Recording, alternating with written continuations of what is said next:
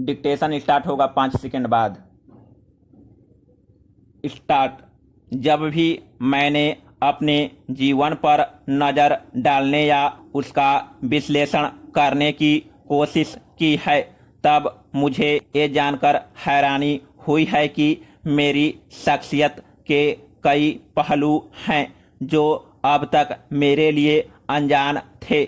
आत्मविश्लेषण की यह प्रक्रिया सबसे पहले शबनम नाम की शुरुआती दौर की एक फिल्म से शुरू हुई। यह वो समय था जब मैं चौराहे पर खड़ा था और सोच रहा था कि क्या मैं कभी ट्रेजेडी किंग की उपाधि को छोड़ पाऊंगा, जो मेरे साथ अटूट रूप से जुड़ गई थी। हमारी विडंबना यह है कि लोग ट्रेजेडी की तुलना भावुकता से करते हैं। मैं इसे इस तरह से देखता हूँ कि एक दुखद किरदार का चित्रण केवल उदास दिखने तक या सतही विपदाओं जैसे महबूब से जुदाई, दिवालिया हो जाना, दोस्तों की दगाबाजी या परिवार द्वारा अस्वीकार कर दिया जाना से तबाह होने तक सीमित नहीं है। त्रासदी से जो मेरा मतलब है वह ग्रीक और शेक्सपियर की त्रासदियों के करीब है।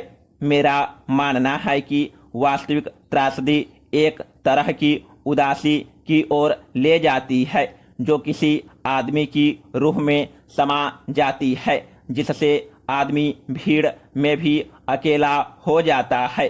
परंपरागत समझ के मुताबिक जब कोई फनकार अपनी कला की गहराई में सुलगता है, तभी वह अपने क्राफ्ट को खालिस सोने में बदल पाता है और केवल तभी वह त्रासदी के चित्रण की कोशिश करने के योग्य है। मेरा मानना है कि अगर कोई उस चश्मे से देख तो मेरा मामला पूरी तरह से विरोधाभासी रहा है। मुझे ऐसे समय में ट्रेजेडियन घोषित कर दिया गया जब मैं अपने हुनर को निखारने की प्रक्रिया में था। फिराक साहब का एक मिसरा मुझ पर बहुत सही लागू होता है। अक्सर बन चला हूँ, इंक आँच की कसर है। मैं एक अमृत में तब्दील हो जाऊंगा अगर थोड़ा और आँच पर तप जाऊं। Paragraph change.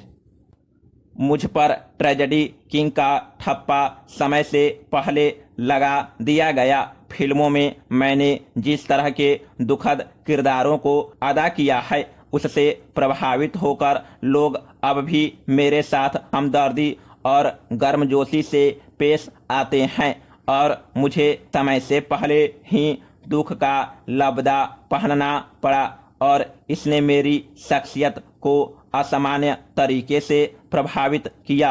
मुझे लगने लगा कि शायद खुशी और कामयाबी का अनुभव करना मेरी किस्मत में नहीं है। Paragraph change. मैं खुद को एक ऐसे व्यक्ति के रूप में देखने लगा जिसका वजूद दुख और पीड़ा से भरा था, जिसके जीवन में मुस्कान और हंसी के लिए कोई जगह नहीं थी। इस स्थिति में मेरे जीवन में भयानक उथल पुथल मचा दी और मेरे अंदर की खुशमिजाज रूह को झकझोर कर रख दिया। जब मुझे अपने अंदर के खुशमिजाज शख्स को दबाना पड़ा, तब मैं एक अजीब तरह के मनोवैज्ञानिक घुटन का शिकार हो गया।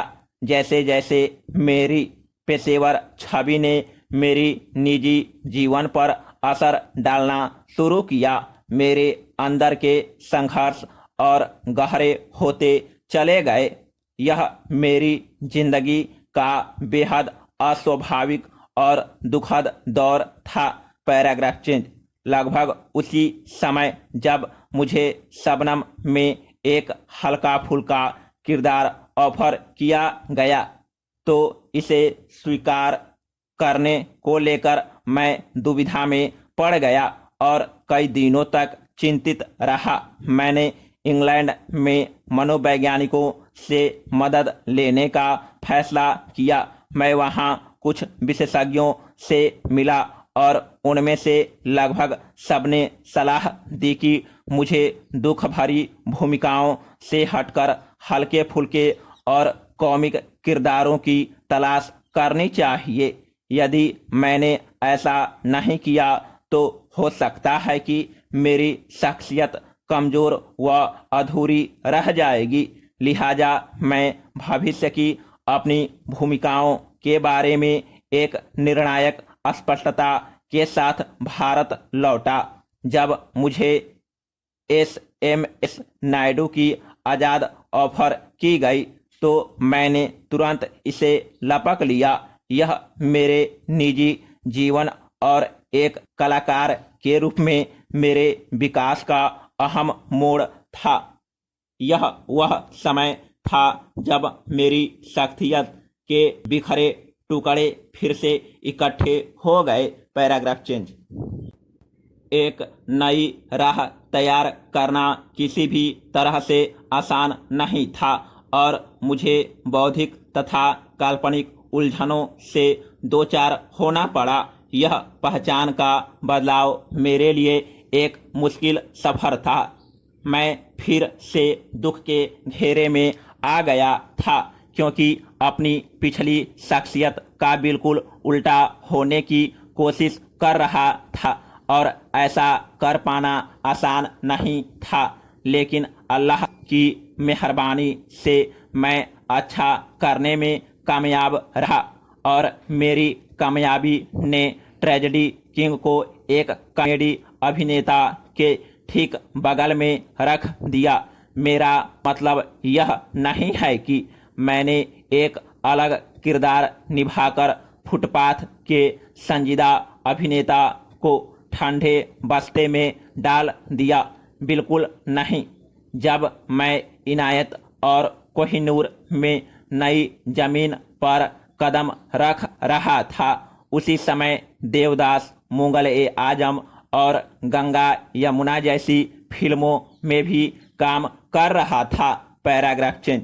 अलग अलग भूमिकाओं में काम करना मुझे एक ऐसे रास्ते पर ले गया जो नया था लेकिन चुनौतीपूर्ण भी था। नए क्षेत्रों में अपने कौशल को आजमाने के लिए कंफर्ट जोन से बाहर निकलना एक अभिनेता की ट्रेनिंग का अहम हिस्सा है। दरअसल एक कलाकार के सफर में कलात्मकता की समझ विकसित करना पहला लक्ष्य होता है। अहंकारी लगने का जोखिम उठाते हुए मैं खुद को थोड़े संदेह के साथ एक ऐसा अभिनेता कहूँगा जिसके पास कलात्मक मूल्य हैं।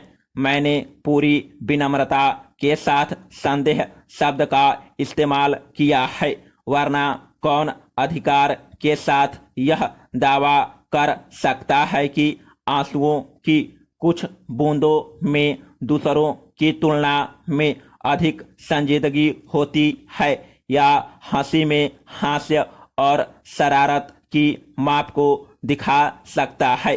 एक कलाकार के जीवन में आंसू और हंसी दो ऐसी खासियतें हैं जिनके संबंध में भी सभी मान्यताएं बेमानी हो जाती है।